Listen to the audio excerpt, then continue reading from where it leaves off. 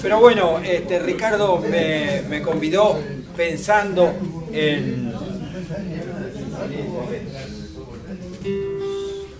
que hiciéramos una noche surera y que habláramos justamente de lo campero y de la historia de los gauchos de la provincia de Buenos Aires. Sabemos que el país es muy grande y que hay muy distintos gauchos en el país.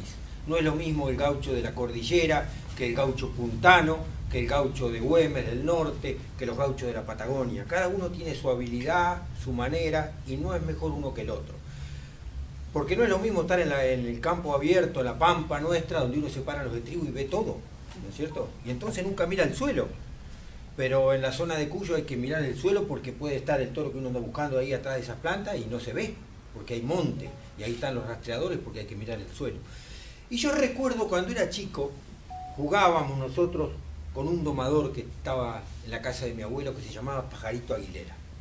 Traigo el cuento de Pajarito Aguilera porque me pidió justamente Ricardo que hiciera alguna historia que tuviera que ver con los sureros y que tuviera que ver con la historia nuestra.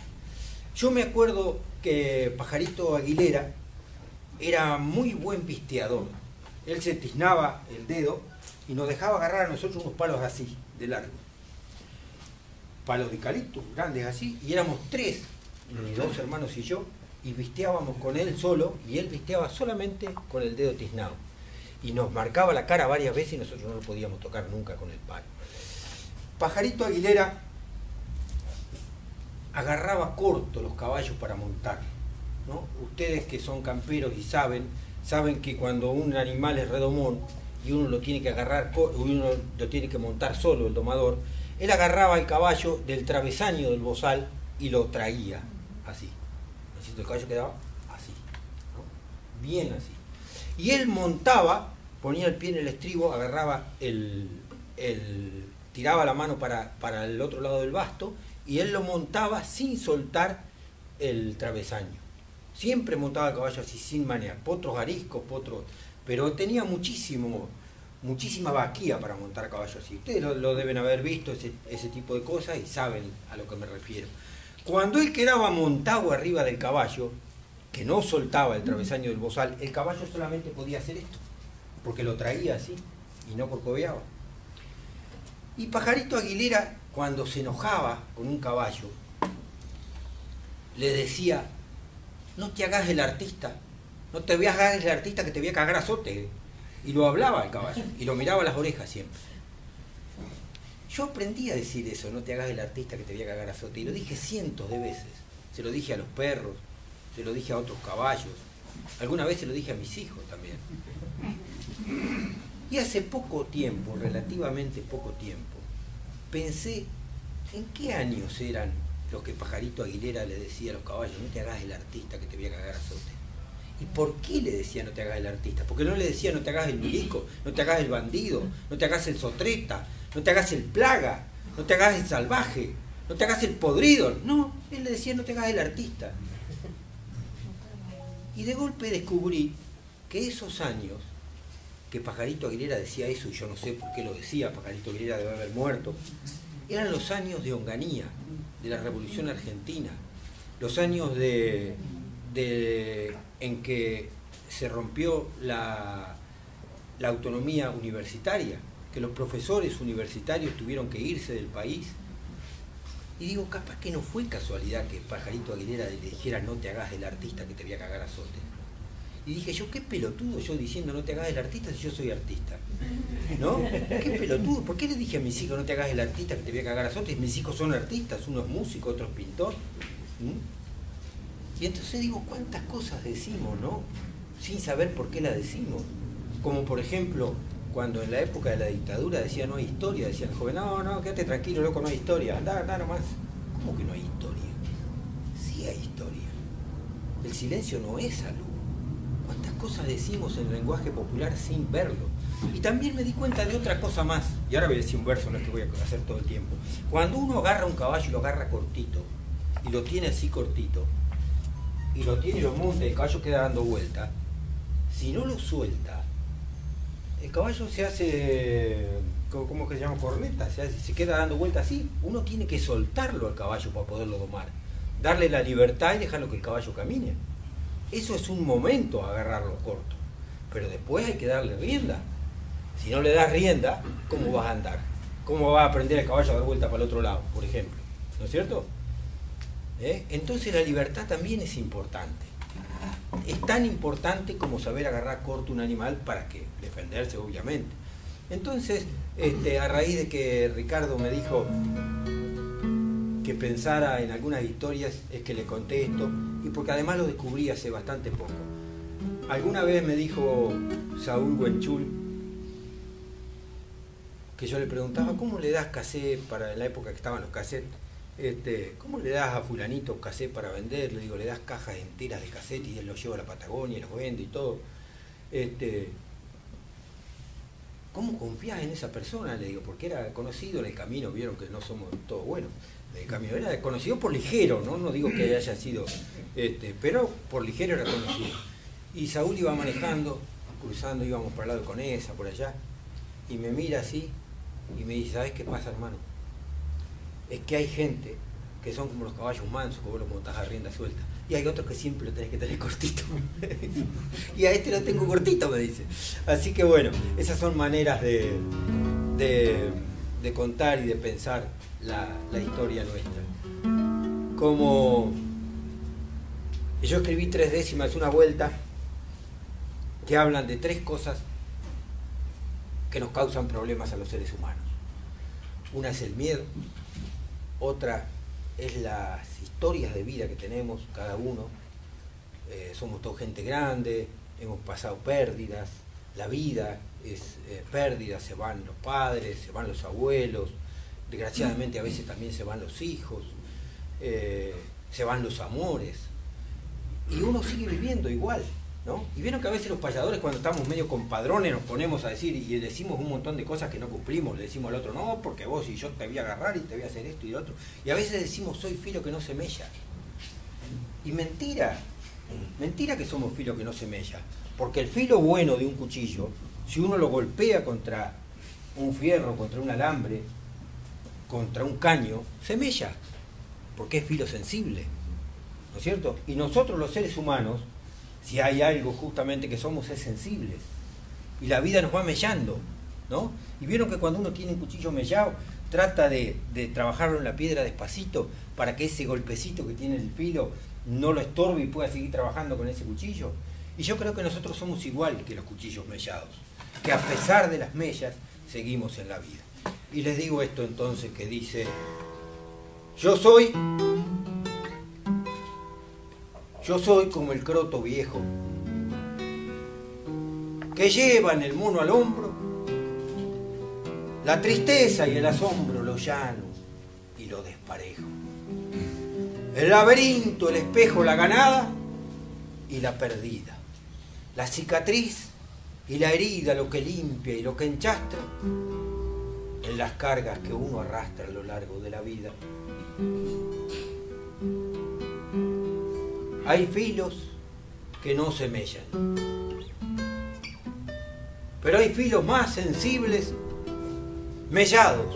Es imposible que no lastime la huella quien entre piedras y estrellas, tormentas y días tranquilos le da lumbre a su pabilo buscando lo que le importa, corta campo y rumbo corta con las mellas de su filo.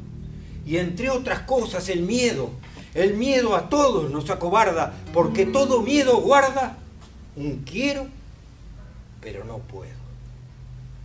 Igualmente no le cedo mucho sitio en mi poesía, viaja siempre a espaldas mías sin bajar de mi equipaje, y no sé con qué coraje los transformo en valentía.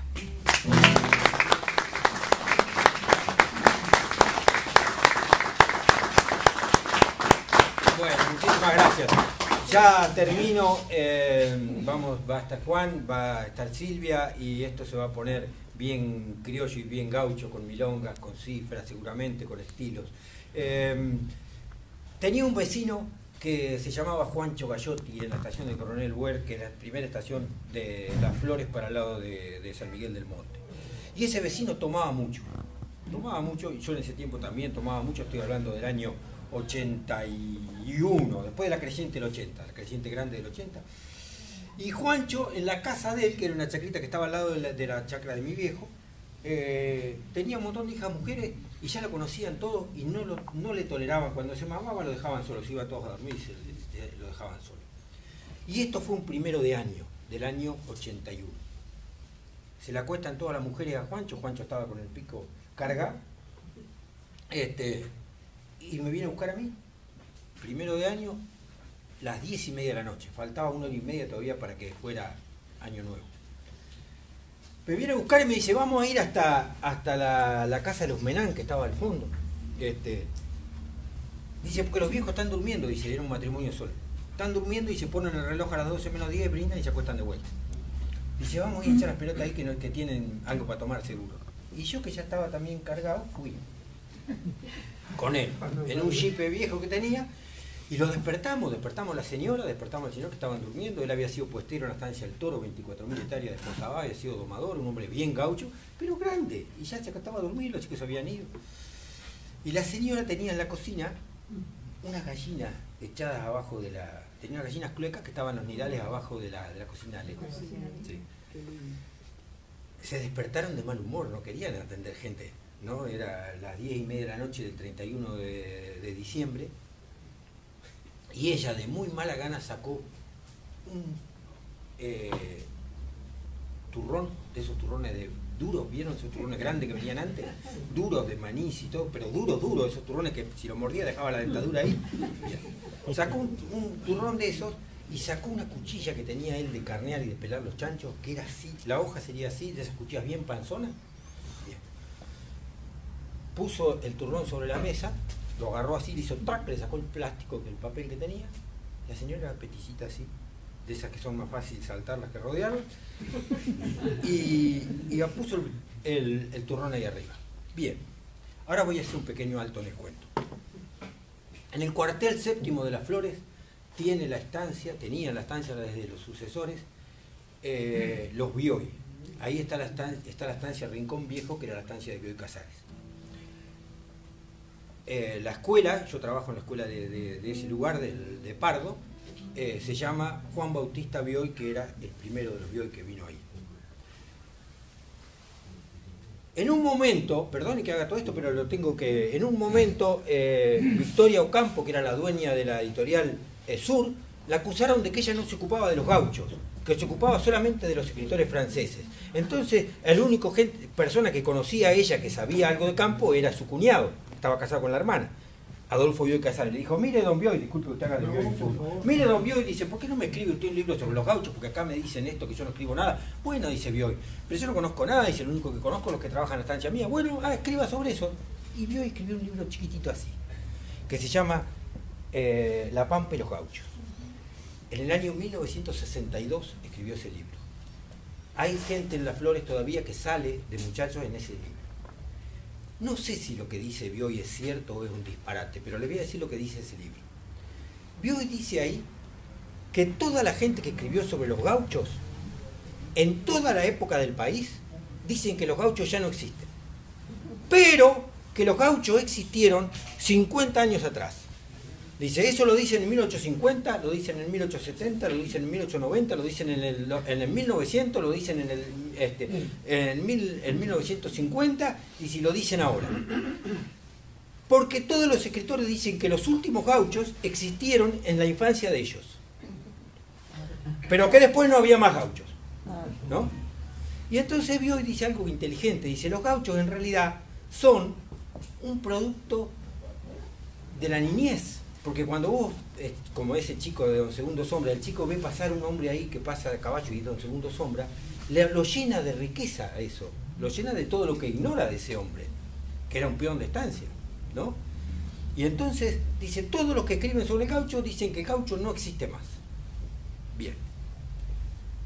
¿Estamos con eso? No sabemos si es cierto eso, pero sí es cierto que todos los que escriben sobre el gaucho dicen que los gauchos no existen más.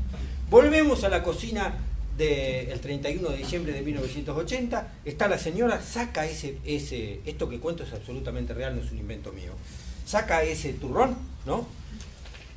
Estaba recaliente la mujer esa, porque habíamos ido nosotros a molestar, los dos estábamos en pedo, yo que era un muchachito, tenía 20 años, y don Juancho Gallotti, un hombre grande. Agarra esa cuchilla y hace así, mirá. Levantó la cuchilla para arriba, la dio vuelta en el aire y con el lomo de la cuchilla le pegó en el medio del turrón. ¡Pah! Hizo eso. Y el turrón estalló así. ¡Pah! No quedó nada, quedaron 3 miguitas en el medio del coso. ¿No? 3 miguitas quedaron ahí, nada más. Las gallinas que estaban abajo de la cocina, a alguna le pegó en el ojo, a otra le pegó en el ala, se levantaron a picotear, ¿no es cierto? Y la vieja hacía así, trataba de juntar un poquito las migas que habían quedado del turrón abajo. Bueno, hace poquito me di cuenta que el turrón que estaba ahí arriba había desaparecido. Pero no había desaparecido, estaba, lo que pasa es que estaba desparramado, ¿no es cierto? Bueno, me di cuenta que con el gaucho pasó lo mismo en la historia. Al gaucho le cayó una bomba encima, le cae una bomba encima cada tanto, nos aplastan permanentemente, pero no quiere decir que el gaucho desaparezca. El gaucho se desparrama en cientos de pedazos. La carnicería de Agustín López en Constitución era un rincón gaucho. La panadería es un rincón gaucho. Son pedacitos de ese turrón inmenso. El señor y la señora Ampuán tienen un rincón gaucho. Ricardo tiene un rincón gaucho. Juan Lalane tiene un pedacito de ese gaucho. Cada uno de nosotros, ellos allá al fondo, cada uno de nosotros tiene un pedacito de ese gaucho. No es un gaucho entero. No es un gaucho como dicen los libros. No es un gaucho de chiripá y bota de potro. Es un gaucho no sé de qué. Pero cada uno de nosotros tiene un pedacito de ese gaucho, como ese turrón que no desapareció. Tal vez no lo podamos reencontrar de vuelta, ¿no es cierto? Pero ahí está, vive en nosotros. Vive en un rapero que no sabe por qué improvisa, vive en un chico que le gusta agarrar un caballo para correr a la sortija y tal vez... Eso es identidad. Eso es identidad, exactamente, eso es identidad. Gracias, Silvia, muchísimas gracias.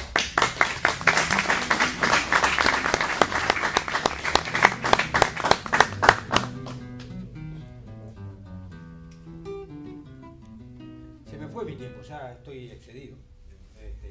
Iba a decir verso y... A mí pregúntame, para los demás no. Asigno los tiempos y digo lo que va a suceder, bueno, no el señor. Voy a tratar de decir un verso muy cortito, si es que me lo acuerdo, sobre las carneadas. Sobre las carneadas y en mi pago. Este verso lo escribí en esa misma chacra cuando yo vivía en base a mis vecinos. Lo que puede pasar es que me lo olvide porque hace años que no lo hago. Pero vamos a intentar decir. Se gana el maíz de mi casa una chancha muy maniera, con una cachorra overa también de la misma raza. Y como bailan en grasa le eché el ojo de pasada, que aunque nadie dijo nada, yo he pensado muy orondo, que son del puesto del fondo de la estancia La Rosada. Y en la calle de aquel lado apareció medio manca, relinchando una potranca gorda, y de tú se volcaba. Capaz de haberse extraviado cortando alguna manera y mascullando una idea, venteando los horizontes, la eché en el corral del monte para que nadie la vea. Después en la madrugada, cuando comúnmente duermo, a mi compadre Guillermo pegué el grito de pasada. ¡Vení! Vení, vení, que va a haber carneada linda para hacer en las casas, costillares, en las brasas, guitarra, milonga, canto, y para no aburrirnos tanto, jugar un poco a la paz.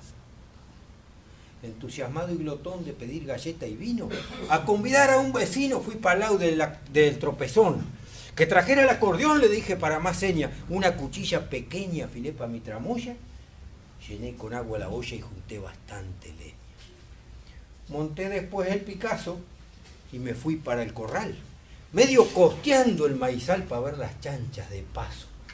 De un tiro le puse el lazo y qué potranca maniera. Se reventó la sidera y no va y se descogota. Y allá le saqué las botas, la lonja y la encimera. Ya con la carne en el gancho le pegué el grito al compadre: ¡no dejes que el Cusco ladre! Que se disparan los chanchos. La carabina del rancho agarré con la cuchilla y al rastrín a la tordilla la prendí con un alambre pensando: no va a haber sangre. Qué lástima la morcilla. Ya listo, ya con la carne en el gancho, ya listo los asadores galopeando, ya listo para servir. Galopeando de las flores llegó el negro Cordomí. Yo lo salí a recibir con una sonrisa franca. Me dijo que medio manca y de regular presencia se le fue de la querencia anteayer una potranca. Por distraerlo y con afán 1 y 1000 datos le daba. Y llegó de la rosada el pibito de Roldán. Dice papá, que ande está en la chancha con la cachorra.